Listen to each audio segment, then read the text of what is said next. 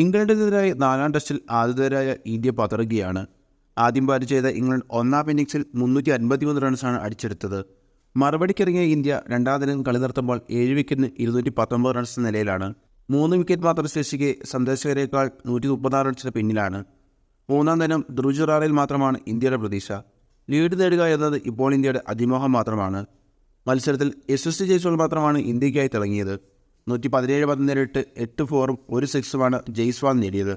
സെഞ്ചുറിയിലേക്ക് നീങ്ങവേ ജയ്സ്വാളിനെ Shoaib Basheer clean ബൗൾഡാക്കുകയായിരുന്നു. എന്നാൽ മത്സരത്തിനിടെ ജയ്സ്വാളിനെ കള്ളത്തരത്തിലൂടെ പുറത്താക്കാൻ നോക്കിയ ഇംഗ്ലണ്ട് ടീമിനെതിരെ ഇപ്പോൾ വിമർശനം ശക്തമാകുകയാണ്. ഇംഗ്ലണ്ടിന് ക്രിക്കറ്റിന് മാന്യത അറിയില്ലെന്നാണ് ആരാധകർ വിമർശിക്കുന്നത്. ഇന്ത്യയുടെ ബാറ്റിങ്ങിൻ്റെ 20-ാം ഓവറിലാണ് സംഭവം. ജയ്സ്വാളിൻ്റെ ബാറ്റിൽ കൊണ്ട പന്ത് ഗ്രൗണ്ടിൽ തട്ടിയ ശേഷമാണ് വിക്കറ്റ് കീപ്പർ ബെൻ ഫോക്സിൻ്റെ കൈകളിലെത്തുന്നത്. ഫോക്സിന് ഇത് കൃത്യമായി മനസ്സിലാവുകയും ചെയ്തു. എന്നാൽ ഇത് ഔട്ടാണെന്ന തരത്തിൽ വലിയ ആഘോഷമാക്കുകയാണ് ഇംഗ്ലണ്ട് താരങ്ങൾ ചെയ്തത്. ഔട്ടെന്ന് ഉറപ്പിച്ചതുപോലെ ഫോക്സ് ഇംഗ്ലണ്ട് താരങ്ങളോടൊപ്പം വിക്കറ്റ് ആഘോഷവും നടത്തി. എന്നാൽ ക്യാച്ചിൽ സംശയം തോന്നിയ ഓൺഫീൽഡ് അമ്പയർമാർ തേർഡ് അമ്പയർക്ക് തീരുമാനം വിടുകയായിരുന്നു. തേർഡ് അമ്പയർ ജോയൽ വിൽസന്റെ പരിശോധനയിൽ പന്ത് ഫോക്സിൻ്റെ കയ്യിലെത്തുന്നതിന് മുമ്പ് ഗ്രൗണ്ടിൽ തട്ടിയിട്ടുണ്ടെന്ന് വ്യക്തമായി. ഇതോടെ നോട്ടൗട്ട് വിളിക്കുകയും ചെയ്തു. എന്നാൽ തേർഡ് അമ്പയർ തീരുമാനത്തെ ചോദ്യം ചെയ്യുകയാണ് ഇംഗ്ലണ്ട് നായകൻ ബെൻ സ്റ്റോക്സ് ചെയ്തത്. ഇതോടെ വലിയ വിമർശനം ഇംഗ്ലണ്ട് ടീമിനെതിരെ ഉയർന്നു. ജയ്സ്വാളിനെ ഏത് വിധേനയും പുറത്താക്കാനാണ് ഇംഗ്ലണ്ട് കള്ളത്തരം കാട്ടുന്നത്. ചതിയന്മാരുടെ നിരയാണ് ഇംഗ്ലണ്ട്. ക്രിക്കറ്റിൻ്റെ പിതാക്കന്മാരാണെങ്കിലും മാന്യത എന്താണെന്ന് ഇംഗ്ലണ്ടിന് അറിയില്ലെന്നാണ് ആരാധകർ പറയുന്നത്. ജയ്സ്വാൾ യുവതാരമാണ്. 22-കാരനായ താരത്തിൻ്റെ മികച്ച പ്രകടനവും സ്ഥിരതയും ഇംഗ്ലണ്ടിനെ അലോസരപ്പെടുത്തുന്നു. അതുകൊണ്ട് തന്നെ ഇംഗ്ലണ്ട് ഇത്തരമൊരു ചതിക്ക് ശ്രമിച്ചതെന്ന് ആരാധകർ പറയുന്നത്.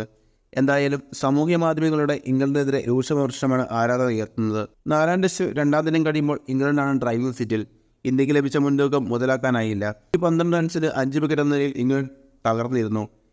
ഇവിടെ നിന്നാണ് 353 എന്ന ഭേദപ്പെട്ട നിലയിലേക്ക് ഇംഗ്ലണ്ട് എത്തിയത്. 200-നുള്ളിൽ ഇംഗ്ലണ്ടിനെ ഒതുക്കാൻ സാധിക്കാതെ പോയി.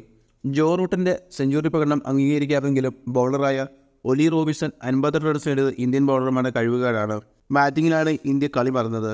നായകൻ രോഹിത് ശർമ്മ 2 റൺസെടുത്ത് പുറത്തായപ്പോൾ ശുഭ്മാൻ ഗിൽ 38 റൺസ് നേടി. രജത് പട്ടിദാർ 17 റൺസ് എടുത്തപ്പോൾ രവീന്ദ്ര ജഡേജ 12 റൺസാണ് നേടിയത്. സ്പിന്നറായ ഷോയിബ് ബഷീർ മികവ് കാട്ടിയ സമയത്ത് ജഡേജയെ ബാറ്റിംഗ് ഇറക്കിയത് മണ്ടത്തരമായി. ഫസ്കൻ 14 റൺസാണ് പുറത്തായത്. 30 റൺസുമായി ക്രീസിൽ നിൽക്കുന്ന ജുറയിൽ 3-ാം ദിനം എത്ര നേരം പിടിച്ചു നിൽക്കുമെന്നതാണ് ഇന്ത്യയെ സംബന്ധിച്ച് വളരെ പ്രധാനപ്പെട്ട കാര്യമാണ്. 4-ാം ടെസ്റ്റിൽ ജയിക്കുക ഇന്ത്യയെ സംബന്ധിച്ച് വളരെ കടുപ്പമാണെന്ന വസ്തുത.